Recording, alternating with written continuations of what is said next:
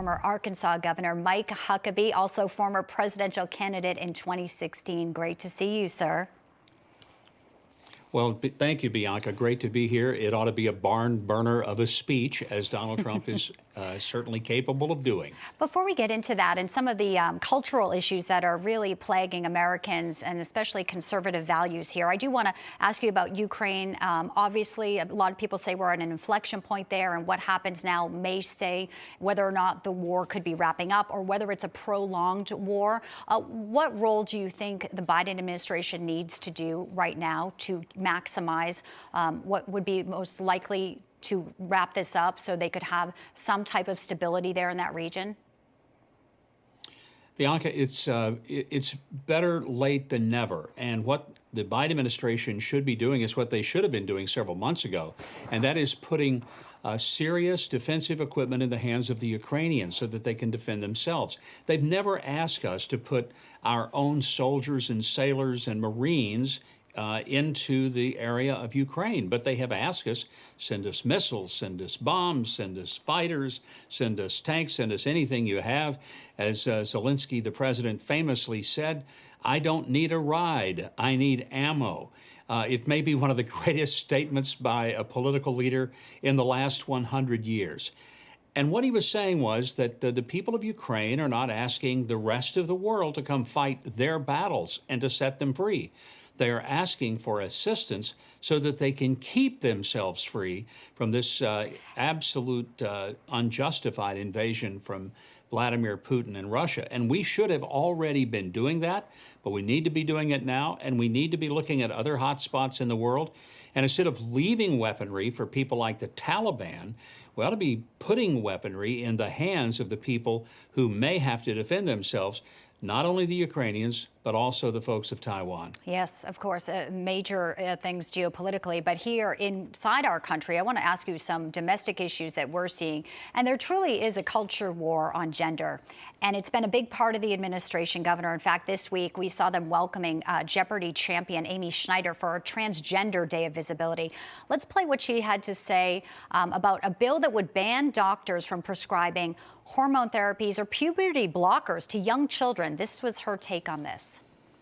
Those are life-saving medical treatments, and they will, these bills will cause the deaths of children.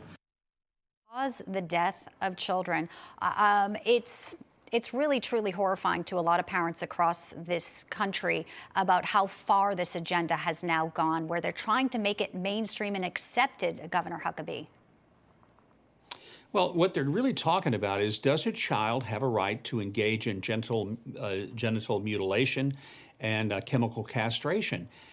That's child abuse. That's not some kind of liberation for a child. How many children understand what they really want to be at the age of 8, 9, or for that matter, 15? There is a reason, Bianca, that we don't give marriage licenses to 15, 16-year-old kids. And we don't let them buy alcohol or tobacco. We don't let them join the military or enter into a banking contract. There's just things that kids can't do. And it's not because we're mean and we're hateful and that we want to kill kids. It's because we recognize that the brain of a child is not fully developed, and they'll make decisions that could be irreversible, as these decisions would be. And it amounts to an extraordinary form of idiocy on the part of adults who somehow think that of all the decisions that a child can't make because they're underage, the decision that they ought to be able to make is to have their bodies completely mutilated into something different than the assigned gender that God gave them at birth. If they want to make that decision when they're fully developed as adults, that's a whole different subject. But we're talking about children, not adults. And the protection of them. Governor, before we let you go, what do you think we'll hear from President Trump in tonight's speech? Obviously, there's been a lot happening with Hunter Biden's laptop, with the lawsuit against Hillary Clinton. What are your previews, you think, for us to be on the lookout for? I think it's going to be a long speech, and I think he's going to cover the entire waterfront. But I do believe that there will be a big focus on the economic issues, and he will remind Americans what better shape we were in when he was still president, what fuel cost, gasoline and fuel for heating and air conditioning our homes, and what groceries cost. Because everybody buys gas and groceries, And everybody right now is suffering because Joe Biden has implemented policies that just don't make good sense. Historic inflation, Americans are feeling it in so many ways. Former Arkansas Governor Mike Huckabee, thank you so much for joining us. Great to have you here with us. Thank you.